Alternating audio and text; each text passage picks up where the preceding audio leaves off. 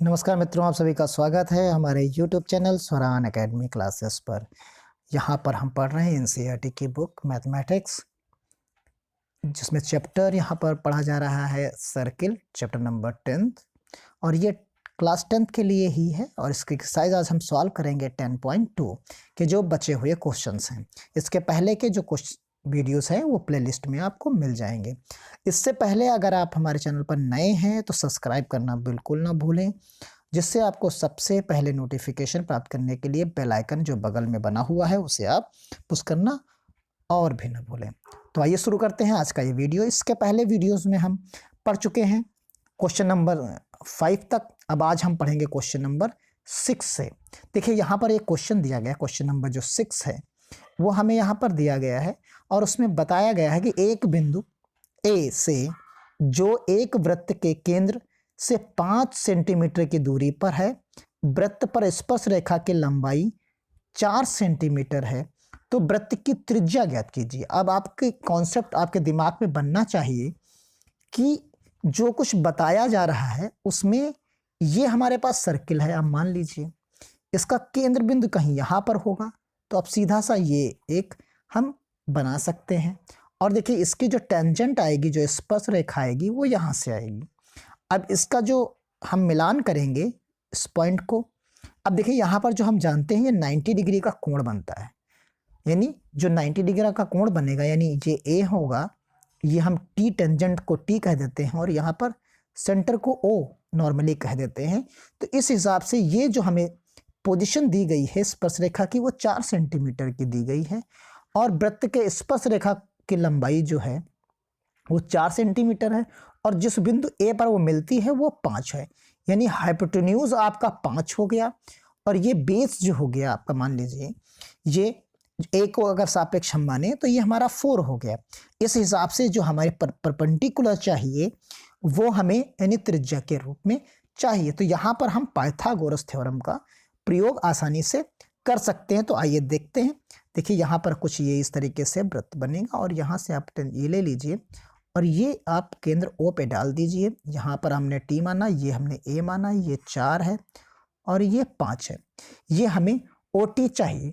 तो हम जानते हैं कि वृत्त के किसी बिंदु पर स्पर्श रेखा स्पर्श बिंदु से जाने वाली त्रिज्या पर लंब होती है। ये स्टेटमेंट आप सभी को पता है। तो त्रिज्या पर जब लंब होती है तो हम कह सकते हैं ट्रायंगल ओ टी ए जो है हमारा क्या होगा, वो 90 डिग्री का होगा। ये क्वेश्चन नंबर जो है हमारा वो 6 है, ये ध्यान रखिए। अब यहाँ समकोण होने की वजह से आप कह सकते हैं कि हम लिख सकते हैं ओ ए स्क्वायर, यानी हाइपोटेन्यूज हो गया, और इसे कह देंगे कि ये ए टी स्क्वायर है और फिर उसके बाद हम कह सकते हैं ये ओ टी स्क्वायर है। अब देखिए आपको ओ टी चाहिए, ओ टी आपको फाइंड आउट करना है। तो ओ टी फाइंड आउट करने के लिए आप क्या कर सकते हैं, ओ टी को एक तरफ रखिए और बाकी चीज़ें सब एक तरफ रखिए। तो ओ ए ही इधर रहेगा और इधर ही की तरफ हम क्या ले आए, ए टी को ले आते हैं, तो ये माइनस में होगा। और जैसे ये माइनस में हो इसी जगह पर कि हम सबकी वैल्यू रख देते हैं। देखिए ओ ए की जब हम वैल्यू रखेंगे तो ये 5 हो गए, तो यहाँ पर 5 का स्क्वायर कर देते हैं, यानी 25 मिलेगा हमें। 80 जो हमारे पास 4 है इसको हम स्क्वायर कर देते हैं तो ये हमें 16 मिलेगा। अब आप देखिए इसको सबको हम हटा देते हैं यहाँ से और सीधे फाइनली हम यहाँ पर बात करते हैं इस चीज़ की कि ओ टी इक्वल टू जो हमें मिलेगा, O T square equal to 25 minus 16 मिलेगा, जो कि हमारा 9 के बराबर होगा सब्ट्रैक्ट करने के बाद। फिर ओ टी जैसे ही रखेंगे तो यानी ये स्क्वायर रूट में आ जाएगा। अब यहाँ ओ टी इक्वल टू आप जानते हैं कि क्या होगा, 3 मल्टीप्लाइड बाई 3 होगा इसके गुणनखंड करने के बाद। तो आंसर जो हमें मिलेगा वो कितना मिलेगा, वो 3 प्राप्त हो जाएगा हमें आंसर। अब आप सभी लोग जानते हैं कि जो त्रिज्या हमने ओ टी मानी थी वो त्रिज्या कितनी हो गई, जो त्रिज्या हमने यहाँ पर फाइंड आउट करने की कोशिश हम कर रहे थे वो कितना मिला, 3 सेंटीमीटर हम लिख सकते हैं सेमी के रूप में। तो ये हमारा फाइनली आंसर हो जाता है। अब आइए अगला क्वेश्चन देखते हैं। क्वेश्चन नंबर जो है हमारा जो है 7 है। क्वेश्चन नंबर जो 7 है दो संकेंद्रीय वृत्तों की त्रिज्याएं हमें दी गई हैं और जिसमें से एक की 5 सेंटीमीटर है, दूसरे की 3 सेंटीमीटर है। बड़े वृत्त की उस जीवा की लंबाई ज्ञात कीजिए जो छोटे वृत्त को स्पर्श करती हुई जा रही है। अब आप समझिए, कुछ ऐसा डायग्राम बनाना है हमें। ये हमने डायग्राम बनाया, इसके अंदर एक और वृत्त बनाया। अब देखिए, उसने कहा कि एक ऐसा जीवा है जो इसको स्पर्श करता हुआ चला जाए। अब यहाँ से इसकी त्रिज्या हमें, दोनों की त्रिज्याएं हमें प्राप्त हैं। तो एक त्रिज्या तो यहाँ से हो गई, संकेंद्रीय होने की वजह से ये त्रिज्या हो गई। तो त्रिज्या एक तो हमारे पास हो गई ये 5 सेंटीमीटर की, आप समझिए ये वाली जो दी है, और इसकी त्रिज्या ये क्या दी है, 4 दी है। तो कुछ ट्रायंगल हमारा जो है कुछ इस तरीके का बनेगा। आप देखिए, ये ट्रायंगल जो हमें बनेगा वो ये यहाँ पर बनेगा 5 और ये हमें मिलेगा इधर की तरफ 4। तो ये हमें दूरी निकालनी है और ये राइट एंगल होगा। इसकी वजह से हम ये पाइथागोरस प्रमेय लगाकर इसको निकाल लेंगे। और जैसे ही ये दूरी निकल के आएगी, इतनी दूरी, इसको जस्ट डबल कर देंगे तो ये पूरी जीवा निकल के आ जाएगी। अगर हम इसको मान लें कोई टर्म्स में, देखिए अब यहाँ पर हम डायग्राम बनाते हैं आगे, जो आपको बनाना है अपनी बुक पे। ये हमने डायग्राम बनाया और एक डायग्राम ये बनाया। आप ऐसे बना लीजिएगा, एक केंद्र बिंदु इसका ले लीजिएगा। अब यहाँ पर देखिए, इसको हम अलग कलर से आपको बताते हैं। यहाँ पर एक हमने ये बनाई, अगली वाली देखिए, जो अगली बनानी है हमें, वो हमने दूसरी त्रिज्या इससे बनाई, ये त्रिज्या बन गई। अब आप देखिए, ये O है, ये A है और ये P है और ये हमारा B है। ये हमने डिनोट कर दिया। अब यहाँ पर आपको देखना जो है वो देखनी और समझनी बात ये है कि ये यहाँ पर आपको जो मिलेगा वो चीज़ मिलेगी। यहाँ पर इस जगह पर 5 सेंटीमीटर आपको ये दूरी दी गई है और ये 4 सेंटीमीटर दी गई है OP। यहाँ पर जो दिया गया है 3 सेंटीमीटर है आई थिंक। देखिए यहाँ पर 3 सेंटीमीटर जो है यहाँ आपको ये प्रोवाइड कराया गया, तो 3 सेंटीमीटर ये हो गई। अब आपको चाहिए AP।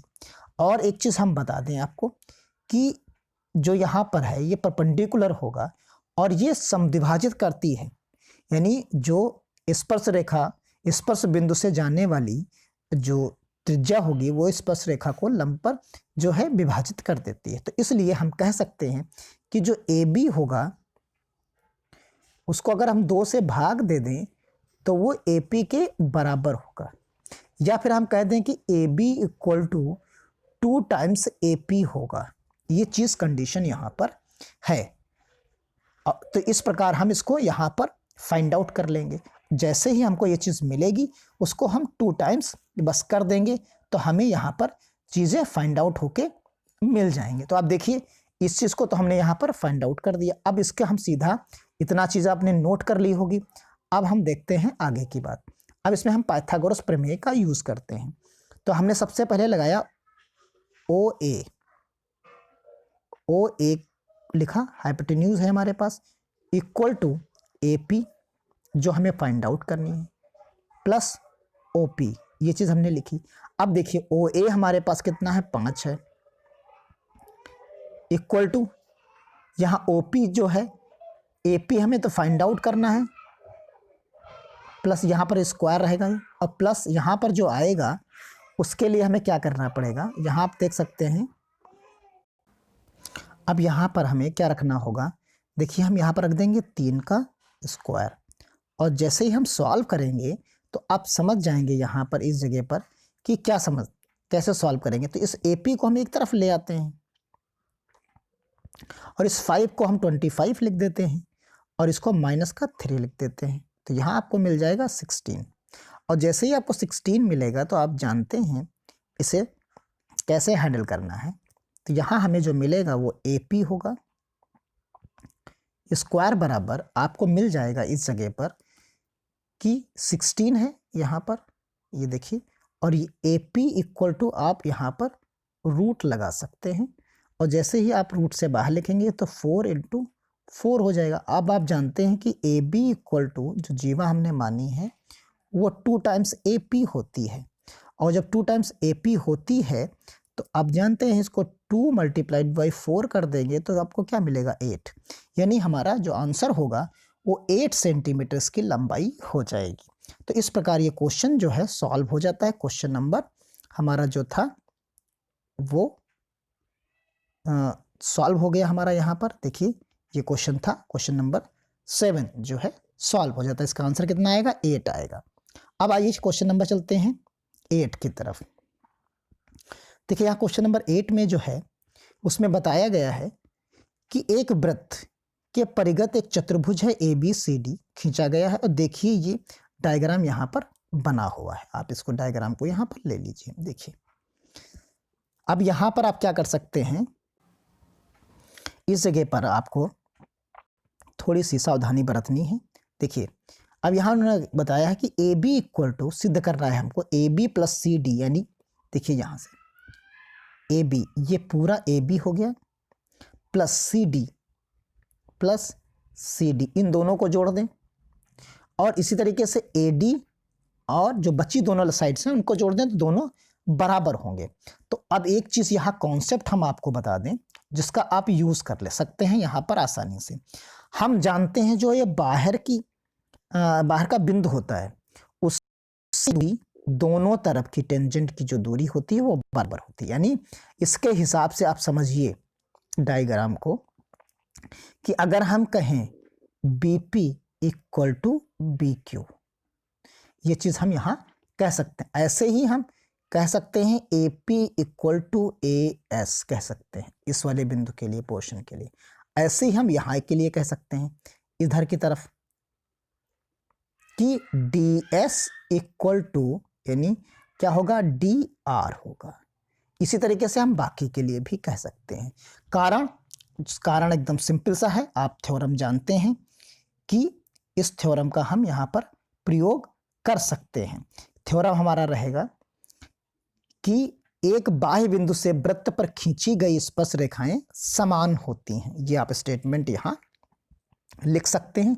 तो डायग्राम आप वहाँ से बना लेंगे, हम सीधा यहाँ पर लिखेंगे। पहले आप सीधा लिख लीजिए यहाँ पर कि एक, इस जगह पर हम लिखेंगे एक बाह्य बिंदु से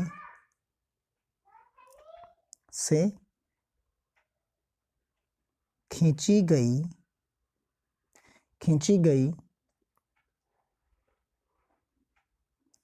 स्पर्श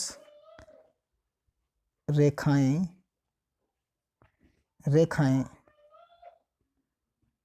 समान होती हैं। अब आपके सामने डायग्राम होगा, आप वहाँ से देखिए हम जो चीज़ें लिखना चाह रहे हैं यहाँ पर। यहाँ हम लिखेंगे सीधा कि AP बराबर AS। देखिए हम यहाँ लिखेंगे सबसे पहले AP बराबर AS, हमने डायग्राम से लिखा। अब आप उसके बाद लिखेंगे, ये चीज़ आप इन्हें नोट कर लीजिए। अब देखिए यहाँ पर हम लिखेंगे BP बराबर BQ, फिर लिखेंगे DR इक्वल टू DS लिखेंगे, ये D है। फिर उसके बाद हम लिखेंगे CR इक्वल टू CQ, ये चीज़ हम सभी का लिखेंगे। अब क्या करना है, इन सभी को आपस में जोड़ देना है। अब हम सबको क्या करेंगे, जोड़ेंगे, सबको जोड़ देंगे। जब सबको हम जोड़ देंगे तो जोड़ने के बाद हमें क्या प्राप्त होगा, एक साइड को अलग, तो हमें मिलेगा AP प्लस BP, ये प्लस CP एक तरफ रखेंगे, plus DR equal to AS plus DS plus BQ plus C, जो हमारे पास आएगा आखिरी में CQ होगा। हमारे पास BQ जो आएगा वो BQ के बाद हमारे पास आया AS प्लस DS, एक बार BQ और एक बार CQ आएगा। तो BQ और CQ ये चीज़ हमने यहाँ पर लिख दी। अब देखिए यहाँ पर आपको हम समझाना चाहेंगे, अब देखिए कंसंट्रेट करिए इस जगह पर कि जो AP है, आप अपने डायग्राम को देखिए, AP और प्लस बीपी, ये इतना पोर्शन की हम बात कर रहे हैं, इतना वाला पोर्शन। इसी तरीके से सीपी और जो हमारे पास होगा, सीपी नहीं यहाँ पर होगा, सी जो है सी आर होगा, यहाँ पर सी आर होगा इस जगह पर, और डी आर होगा। ये सी आर है, आप यहाँ करेक्ट कर लीजिए। ये यहाँ इस जगह पर जो है आपको सी आर मिलेगा, ये सी आर है, आर नहीं लिखा गया, ये आर है, और फिर ये चीज़ ब्रैकेट में आप रख दीजिए। तो आप यहाँ पर देखेंगे जो मैं आपको समझाना चाहता हूँ, इसी तरीके से ए एस होगा और डी एस होगा। ए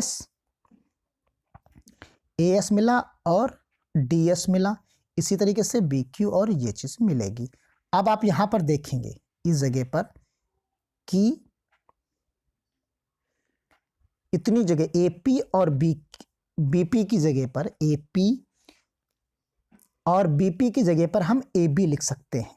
इतनी जगह की जगह पर हम क्या लिखेंगे, यहाँ पर ए बी लिख सकते हैं, प्लस इसी तरीके से सी आर और डी आर की जगह पर हम क्या लिखेंगे, सी डी लिख देंगे, बराबर। ऐसे ही आप क्या करेंगे, यहाँ पर देखिए कि ए एस और डी एस की जगह पर ए डी आप लिख देंगे, प्लस इसी तरीके से बी क्यू और सी क्यू की जगह पर आप बी सी लिख देंगे। और यही चीज़ आपको प्रूफ करनी थी। उम्मीद है कि आपको ये चीज़ समझ में आ गई होगी कि A B plus C D बराबर A D plus B C जो है, यहाँ पर हमारा क्वेश्चन जो था, क्वेश्चन नंबर 8, वो प्रूफ हो जाता है। तो मिलते हैं अगले क्वेश्चन के लिए, चलते हैं। तो ये क्वेश्चन नंबर यहाँ पर जो हमारे पास 9 है, उसकी भी आकृति दी गई है यहाँ पर, तो उसको भी हम समझते हैं यहाँ पर आसानी से कि क्या चीज़ है यहाँ।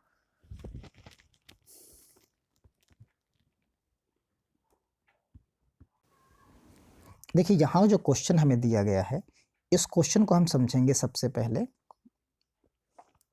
कि आकृति दी गई है एक्स वाई और एक्स डैश वाई, यानी एक इस लाइन की बात कर रहे हैं और एक यहाँ इस लाइन की बात की जा रही है, और केंद्र ओ आपको सामने है, डायग्राम में आप देख सकते हैं यहाँ पर। और उसके बाद कहा कि दो, यानी वृत्त पर दो समांतर स्पर्श रेखाएं हैं, दो समांतर स्पर्श रेखाओं की बात इन्हीं की जा रही है, एक्स और डैश और एक्स वाई डैश वाली की।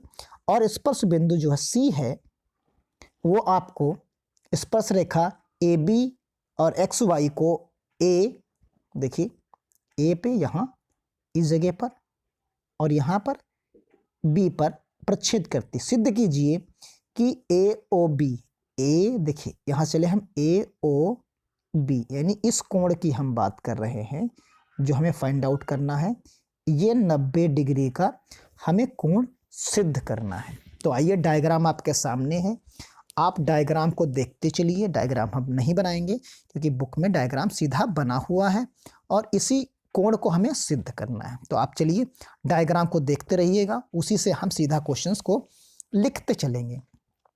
अब हम जानते हैं, सबसे पहला स्टेटमेंट हम लिखेंगे कि यहाँ पर AP बराबर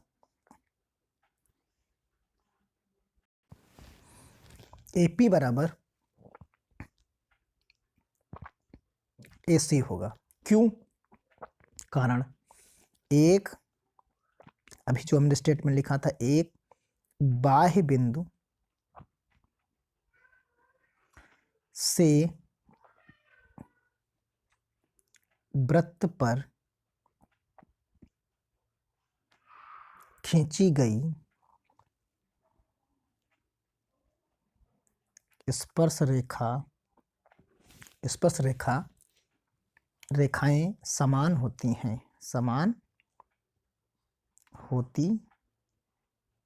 हैं, ये स्टेटमेंट है, ये हमने यहाँ पर लिख लिया। अब आगे चलते हैं। अब हम कह सकते हैं कि कोण, यानी त्रिभुज PAO और त्रिभुज AOC में हमें प्राप्त है OA बराबर, OA जो है वो उभयनिष्ठ है, यानी कि ये कॉमन है, ये उभयनिष्ठ है। इसी तरीके से OP इक्वल टू OC जो है त्रिज्याएं, एक ही वृत्त की जो हैं वो त्रिज्याएं हैं। तो ये बात हो गई, दोनों इक्वल होंगी। इसी प्रकार AP इक्वल टू AC की बात तो हम कर चुके हैं, क्योंकि वो स्टेटमेंट हम ऊपर दे चुके हैं। तो ये चीज़ हो गई। इसके हिसाब से क्या होगा कि ट्रायंगल जो होगा हमारा PAO बराबर, यानी जो है सर्वांग कॉन्ग्रुएंट की बात करेंगे, तो ये चीज़ जो है ट्रायंगल AOC जो हो जाएगा किसकी वजह से, ट्रिपल S की वजह से ये कॉन्ग्रुएंट हो जाएगा। अब इसके हिसाब से जैसे कॉन्ग्रुएंट हमने कहा, तो PAO बराबर एंगल CAO बराबर हो जाएंगे, और एंगल PAC जो है 2 गुना ट्रायंगल CAO से हो जाएगा। ये स्टेटमेंट हमारा 1 हो जाएगा। इसी प्रकार हम अगले स्टेटमेंट को लिख सकते हैं। अगले स्टेटमेंट में हम लिखेंगे कि CBQ जो हमारा होगा वो 2 टाइम्स CBO के होगा। ये हमारा दूसरा स्टेटमेंट हो जाएगा। अब बात करते हैं कि एक त्रियक रेखा जो हमारे पास AB नजर आ रही है, यानी हम लिख देंगे यहां त्रियक रेखा AB के एक ही ओर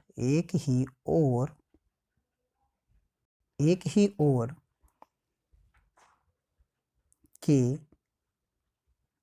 अंतः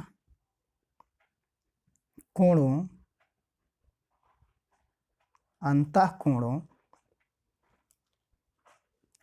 का योग कितना होगा, 180 डिग्री होगा। 180 डिग्री जब होगा तो हम दोनों कोणों को जोड़कर लिख देते हैं कि कोण PAC, आप डायग्राम में देखते रहिए, PCBQ इक्वल टू 180 आपके पास डायग्राम बना हुआ है। फिर इसकी जब हम लिख देंगे 2 टाइम्स, दोनों का मान जो हमने अभी निकाला है ऊपर, वो लिख देंगे C कोण CAO plus 2 times CBO equal to 180 हमने लिख दिया। अब हम क्या करेंगे, कोण 2 को कॉमन लेंगे और बाहर करके उधर डिवाइड कर देंगे। CBO इक्वल टू 90 बच जाएगा यहाँ पर। जैसे ही 90 बचेगा, या हम यहाँ कह सकते हैं 180 डिवाइडेड बाई 2 इक्वल टू 90 लिख दीजिए। अब ये भी आप यहाँ लिख सकते हैं। तो ये हमारी समीकरण जो है वो 3 हो जा रही है। अब 3 हो जाएगी। इसी प्रकार हम आगे लिखेंगे कि ट्रायंगल जो हमारे पास है AOB, त्रिभुज की बात करेंगे, में क्या हम कर सकते हैं। अब देखिए यहाँ ट्रायंगल लिखेंगे,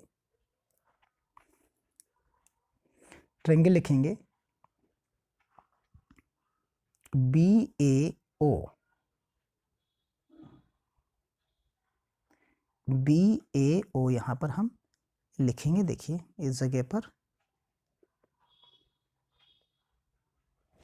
यहाँ पर हमको जो लिखना है वो हम लिखेंगे B triangle BAO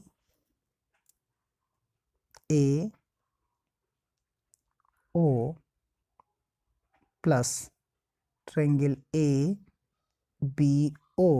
plus triangle AOB equal to 180, यानी ट्रायंगल के तीनों कोणों का योग जो है वो 180 है। इसका अगला वर्जन हम लिख सकते हैं CAO प्लस CBO